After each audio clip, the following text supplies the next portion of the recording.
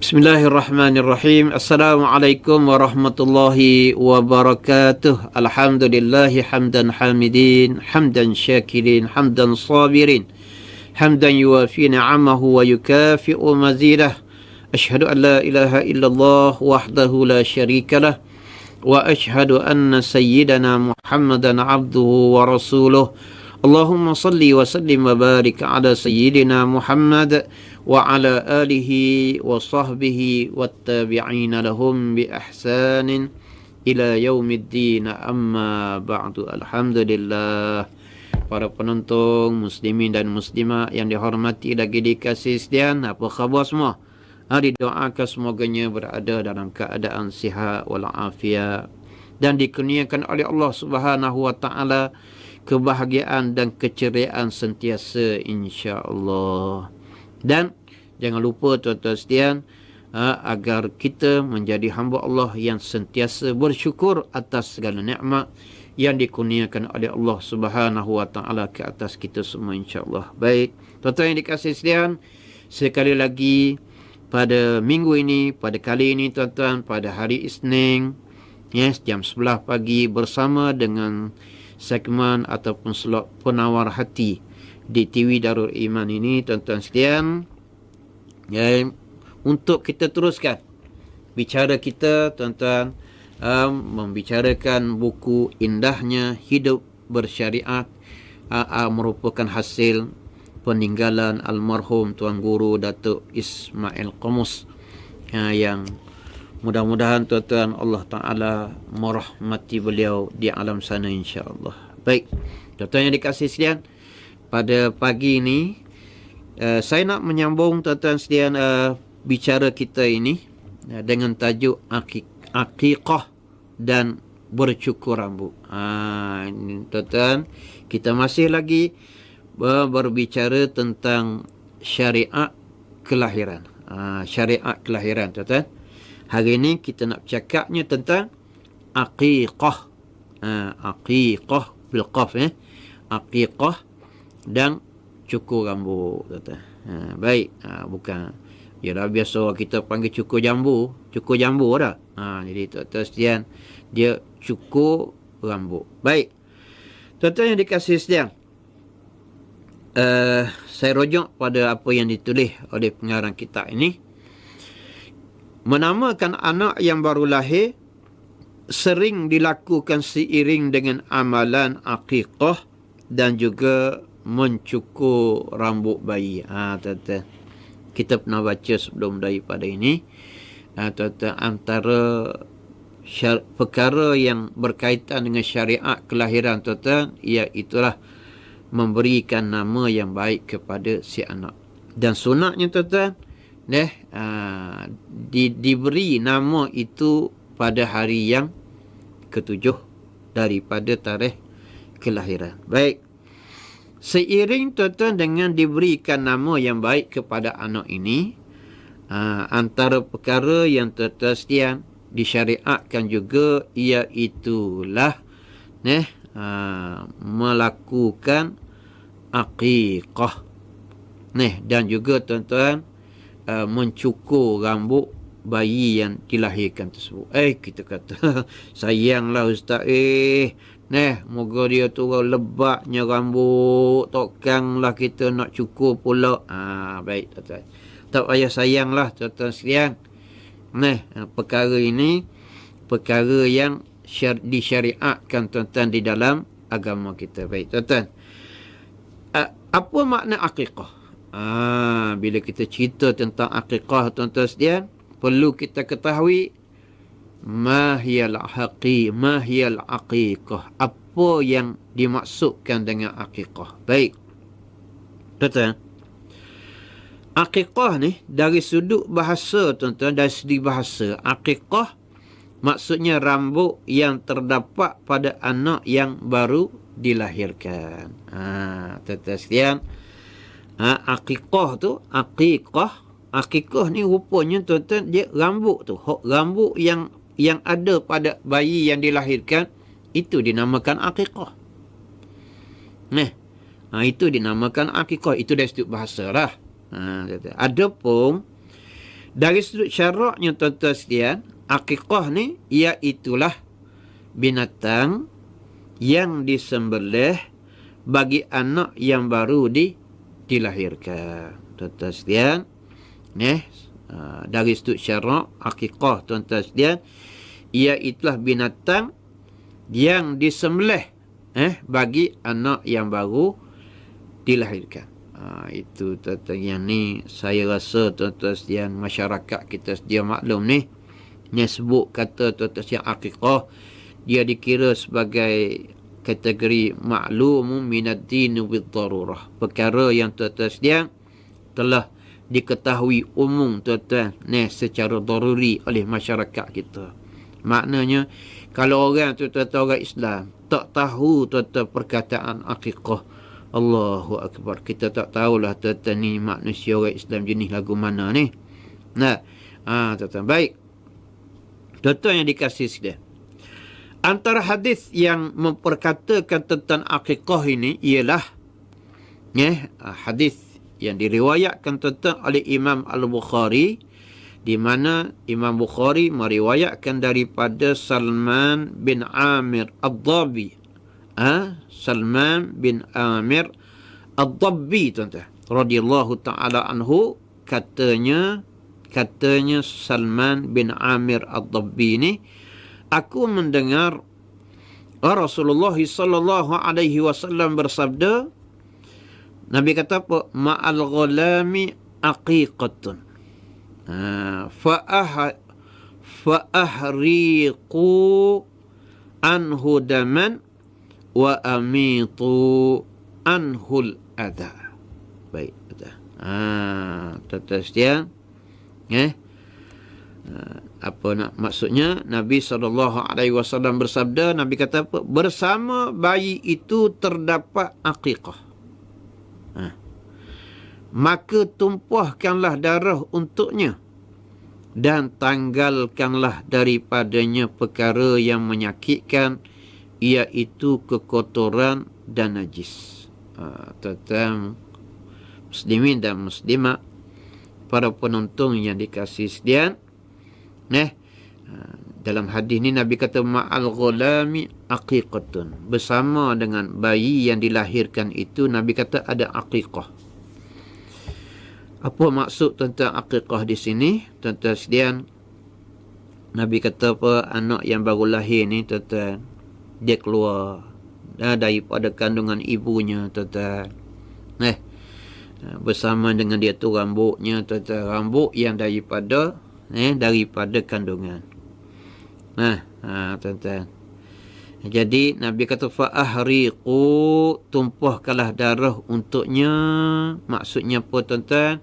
Maksudnya sembelihkanlah binatang korban, sembelihkanlah binatang untuk dijadikan gantian bagi akikah tadilah. Dan wa amitu anhul adha, tuan-tuan, maksud nabinya dengan cara kita akikah ni tuan-tuan, semoganya apa yang tuan-tuan sekalian penyakit-penyakit yang mungkin tuan-tuan diwarisi daripada kelahiran itu, apa yang tuan-tuan sekalian kekotoran yang ada sewaktu mana keluar bersama dengan kelahirannya itu akan dihilangkan oleh Allah Subhanahu wa ta'ala. Baik, terdapat juga hadis yang diriwayatkan oleh Abu Daud dan selainnya daripada Samurah radhiyallahu anhu, katanya Rasulullah sallallahu alaihi wasallam bersabda, al-ghulamu murtahinun bi'aqiqatihi yuzbahu anhu yawma as-sabi'i wa yusamma wa yuhlaqu ra'sahu. Maksudnya bayi itu tergadai, yakni tergantung dengan akikahnya. Binatang disembelih bagi pihaknya pada hari ketujuh, diberikan nama dan dicukur kepadanya, dicukur kepalanya. Tuan-tuan, baik. Tuan-tuan, maksud hadis baginda Rasulullah sallallahu alaihi wasallam ini, tuan-tuan, Nabi kata bayi itu tuan-tuan al-ghulam murtahinun bi'aqiqatihi. Makna bayi yang dilahirkan ini tuan-tuan sekalian, ianya ada hubung kait tuan-tuan dengan akikah yang dilaksanakan. Dengan akikah yang kita laksanakan itu tuan, murtahinun maknanya tuan dia tergantung ataupun tergadai. Dengan akikah maknanya selagi mana tuan anak ni tak diakikahkan tuan sedia, maka seolahnya orang kata apa, dia macam ada tuan tak tertebuh lagi lah. Apa yang berkaitan dengan hak bayi yang dilahirkan ini. Para ulama mazhab Syafi'i menyatakan bahawa sunat dilakukan akikah pada hari ke-7 kelahiran.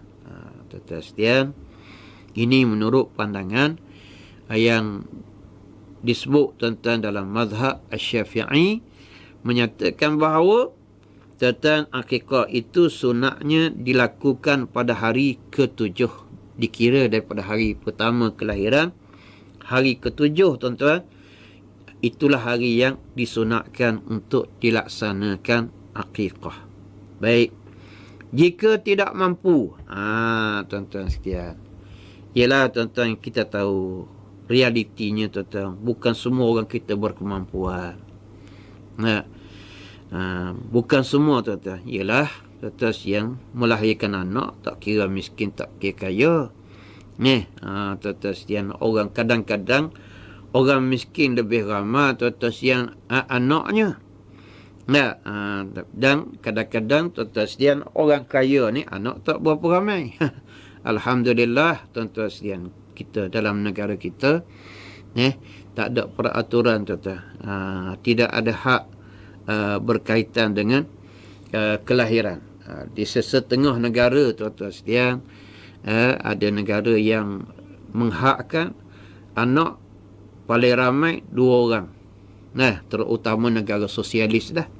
Tuan-tuan, baik, kita masih lagi tuan-tuan, dan negara kita ini tidak tuan-tuan menghakkan dari sudut jumlah dan bilangan anak di bawah tanggungan. Baik, jadi tuan-tuan sekalian, bila anak ni lahir, betul lah sunnahnya tuan-tuan, anak itu diakikahkan pada hari yang ke-7.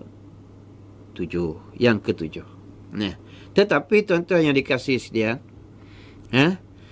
dalam keadaan dia tak mampu tuan-tuan untuk melaksanakannya pada hari yang ke-7, maka boleh dilakukan sebelum anak mencapai usia baligh. Jadi tuan-tuan sekalian, hukum sunat itu memang hari ke-7, tapi tuan-tuan ianya boleh didelay tuan-tuan, ataupun boleh dilakukan sebelum tuan-tuan anak itu mencapai usia baligh. Usia baligh azimnya tuan-tuan, kalau lelaki tu kita kata umur 12 tahun tu baligh. Orang perempuan dia lebih awal lah tuan-tuan, ada yang 9 tahun, ada yang 11 tahun. Maka itulah maksud dia. Kita kira tuan-tuan, anak ni selagi mana dia tak baligh, maka selagi itulah diberi tempoh masa tuan-tuan, ianya boleh untuk diakikahkan. Baik, jika si anak telah baligh tetapi masih belum dilaksanakan akikahnya, tuan-tuan setia, ialah ini mungkin soal kemampuan, ataupun tuan-tuan setia soal mungkin tak cakna kot. Hak soal kemampuan satu perkara, tuan-tuan, mungkin ada setengah tu yang tak cakna tuan-tuan, akikah ke apa ke, tuan-tuan dia tak peduli, dia tak kisah, dia tak tahu pun akikah ke apa dia, maka dia tak buat tuan-tuan sekalian. Tak buat pun akikah. Siapalah tuan-tuan anak ni baligh, maka apa jadi? Dia kata maka tanggungjawab ibu bapa itu telah gugur, dan sebaik-baiknya si anak melakukan akikah untuk dirinya. Tuan-tuan, bila anak tu dah melepasi usia tuan-tuan baligh, maka dikira tuan-tuan tanggungjawab itu telah gugur daripada bapa tadi. Nah, yang asalnya adalah tanggungjawab dan kewajipan atas diri dia. Nah, tapi tuan-tuan mungkin sebab dia tak mampu, ataupun mungkin ini orang kata makna tuan-tuan, maka tanggungjawab tu dah balik pada anak tu sendirilah. Mungkin sampai satu masa tuan-tuan anak tu dia mampu, dia bekerja. Nah, dia sedar tak sedar, nah dah masuk umur tuan-tuan sekian 40 tahun. Ayah dia kata, Allah mak, kamu ni dulu ayah tak, memang tak ada duit sungguh. Ayah tak akikah lagi mu mak ni. Jadi walaupun umur dah 40 tahun tuan-tuan, maka si mamak ni dia akikah lah diri dia sendiri. Nah, dia dah kerja dah. Dia dah dapat gaji besar dah. Nah, maka dia akikah lah. Tuan-tuan. Yang penting tuan-tuan setiap akikah dia niatkan. Dia niatkan akikah untuk dirinya. Dia kata malu pula ustaz nak panggil orang kampung buat apa? Buat akikah untuk siapa? Untuk diri sendiri. Tak apalah tuan-tuan yang tak perlu pun. Dia nak maklum kepada semua orang, malih ni malih akikah. Memang tuan-tuan, yang penting dia niat tuan-tuan untuk diri dia. Baik. Tuan-tuan yang dikasih sekalian. Seterusnya, syarat-syarat akikah. Ada syarat-syarat akikah tuan-tuan. Apa dia? Syarat-syarat akikah. Yang pertama, berkait dengan tuan-tuan binatang yang nak disembelih ni. Jangan sesuka hati tuan-tuan. Mentang-mentang nak akikah. Tak. Dia kata akikah tak apalah, ayam pun tak apa. Nah, itik pun tak apa. Tidak, jangan tuan-tuan. Ada syarat-syaratnya. Baik, syarat-syarat akikah tuan-tuan. Binatang yang nak diakikahkan itu, dia ada hak umur dia. Apa dia tuan-tuan? Kalau unta tuan-tuan, unta yang nak diakikahkan itu dia mestilah tuan-tuan berumur 5 tahun ke atas. Sekurang-kurang 5 tahun. Sekurang-kurang tuan-tuan 5 tahun. Jadi unta yang nak diakikahkan ni tuan-tuan mestilah usianya 5 tahun ke atas. Baik. Ni kalau unta lah. Pak kita tuan-tuan sekalian, tak ada unta ni. Tempat kita tuan-tuan di Malaysia ni, yalah tuan-tuan, lazimnya tak ada dah unta ni. Negara Arab ada lah tuan-tuan. Baik. Yang seterusnya tuan-tuan, lembu, kerbau. Kalau tuan-tuan lembu, kerbau ni, kubah lah nak bahasa Terengganu kita deh, kubah. Berapa umur dia? Kalau lembu kubah tuan-tuan, dia mesti usianya 2 tahun ke atas. Lembu kubah usianya kalau nak diakikahkan tuan-tuan, mesti usianya 2 tahun ke atas. Orang tua kita kata bersaling gigi. Bersaling gigi lembu kubah ni. Baik. Kemudian tuan-tuan, kalau kambing pula, kambing tu mestilah berumur 2 tahun. 2 tahun. Kambing tuan-tuan, kambing dia berumur 2 tahun, ataupun kalau tak siapa lagi umur dia 2 tahun tuan-tuan, dia kira kambing tak dia ni telah bersaling gigi. Telah bersaling gigi tuan-tuan. Itu nisbah kepada kambing dalam bahasa Arab dia panggil ghanam. Makna kambing tuan-tuan umur yang mana boleh akikah ketika kambing itu umurnya 2 tahun. Baik. Kibas ni tuan-tuan, dia kalau pak kita panggil biri. Biri-biri. Biri-biri tuan-tuan sekalian, dia biri-biri ni dia cepat matang. Dia tak macam kambing. Dia tak macam kambing tuan-tuan. Dia cepat matang. Jadi biri-biri tuan-tuan bila mana usia dia 1 tahun dan atau tuan-tuan 1 tahun atau dia telah bersaling gigi, maka tuan-tuan sekalian, biri-biri ni boleh diakikahkan. Biri-biri. Dia panggil tuan-tuan kibas. Kibas. Baik. Tuan-tuan yang dikasih setia. Seterusnya, syarat. Syarat-syarat akikah yang seterusnya, binatang sembelihan itu mestilah tuan-tuan dalam keadaan sihat dan tidak cacat. Binatang yang nak diakikahkan ni tuan-tuan, yang tadi untanya, lembu kubahnya tuan-tuan, kambingnya ataupun kibasnya, mestilah tuan-tuan sekalian, binatang-binatang ni disembelih itu ataupun nak diakikahkan itu dalam keadaan macam mana tuan-tuan? Dalam keadaan dia sihat. Sihat. Tidaklah disahkan dia tu tuan-tuan penyakit. Penyakit kuku ke, penyakit mulut ke, demam kepialu ke, tak kiralah tuan-tuan sekalian. Binatang tersebut sihat dan tidak cacat. Tidak cacat tuan-tuan.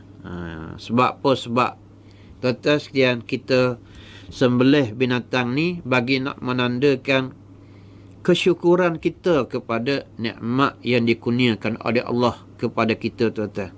Dengan anak yang Allah Ta'ala rezekikan ini. Baik tuan-tuan sekalian. Yang ketiga, syarat-syarat akikah. Daging akikah itu tuan-tuan sunat dipotong mengikut sendinya.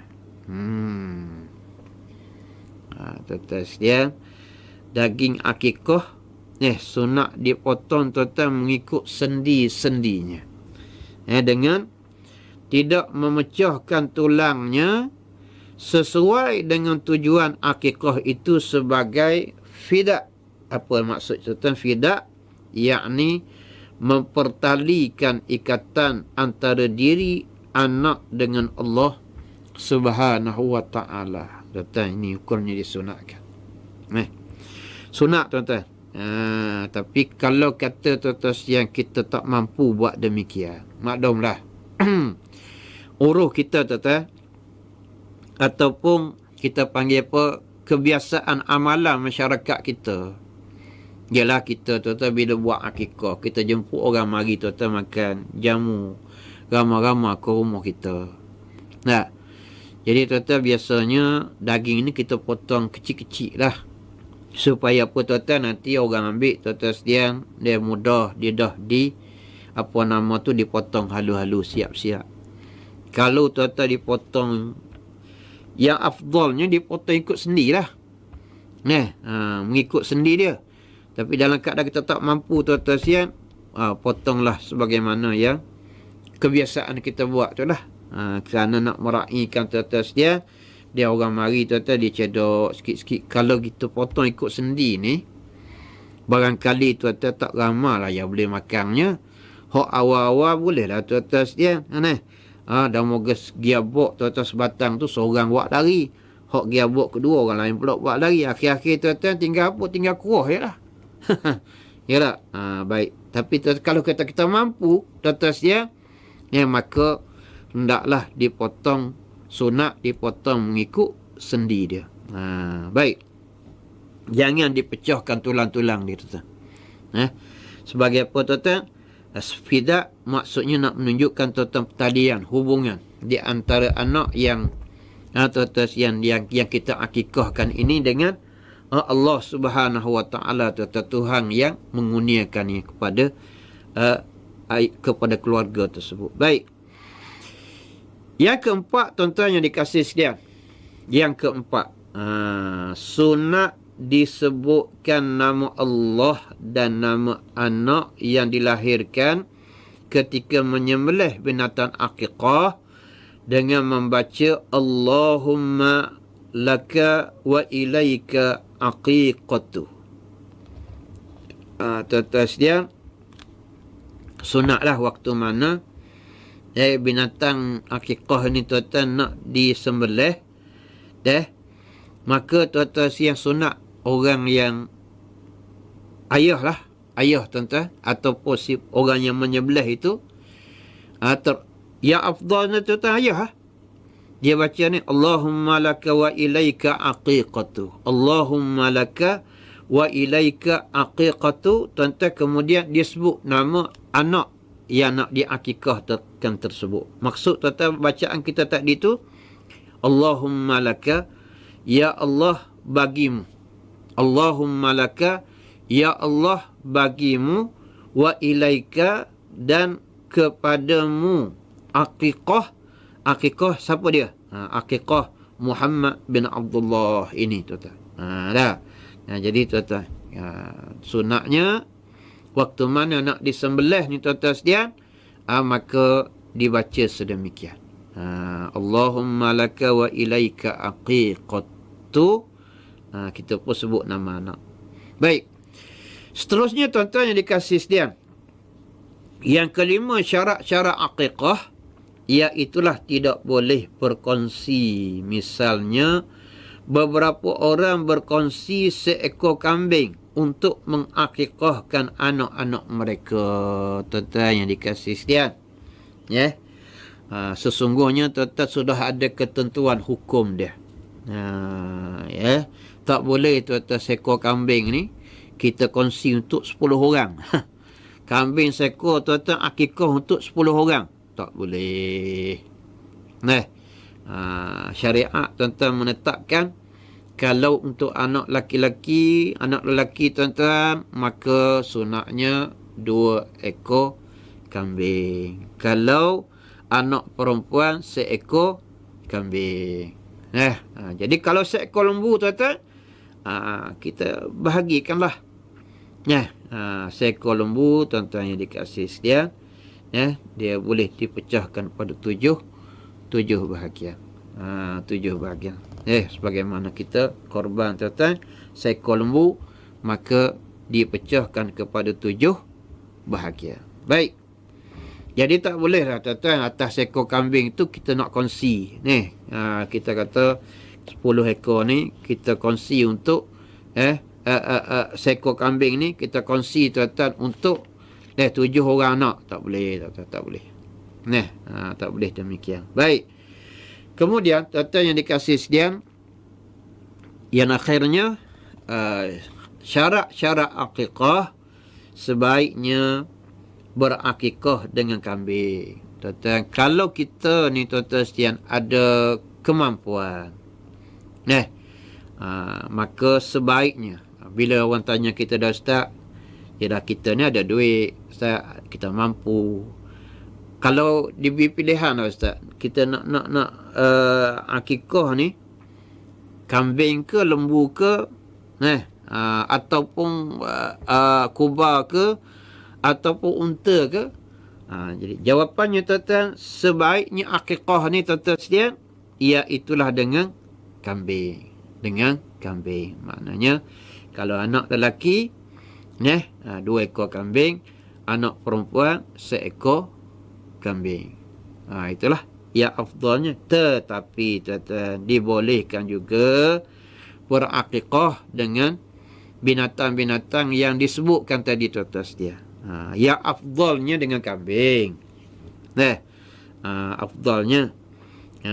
Tapi tuan-tuan setia, apapun binatang-binatang yang disebutkan tadi tuan-tuan setia, yang disebutkan tadi, dengan unta boleh, dengan kambing tuan-tuan setia tadi, itu afdal lah. Dengan lembu, dengan kerbau, dengan biri-biri. Ini kategori binatang yang tuan-tuan setia boleh diakikahkan. Jadi tuan-tuan yang dikasih setia, itulah merupakan antara amalan yang termasuk dalam syariat kelahiran tuan-tuan. Syariat kelahiran, bila mana anak itu dilahirkan, maka tuan-tuan sekalian, antara apa yang disyariatkan dalam agama kita, iaitulah melaksanakan akikah dan cukur rambut anak tersebut sebagai tanda kesyukuran kita kepada Allah Subhanahu wa taala. Justru datangnya insan yang tuan-tuan yang merupakan anugerah dan rezeki daripada Allah Subhanahu wa taala. Tuan-tuan yang dikasihi sekalian, setakat itulah sahaja apa yang dapat kita bincangkan bersama pada pagi ini. Semoganya tuan-tuan dapat manfaat daripada apa yang saya sampaikan, dan semoganya saya juga tuan-tuan mendapat manfaat daripada apa yang saya nyatakan ini, insya-Allah. Tuan-tuan, sehingga kita bertemu pada siri yang berikutnya, Penawar Hati 11 pagi, tuan-tuan, setiap hari Isnin di TV Darul Iman. Semoga tuan-tuan muslimin dan muslimat yang dikasihi sekalian, kita semua sentiasa mendapat lindungan Allah Subhanahu wa taala. Aqul qawli hadza wa astaghfirullahal azim li wa lakum. Wassalamu alaikum warahmatullahi wabarakatuh.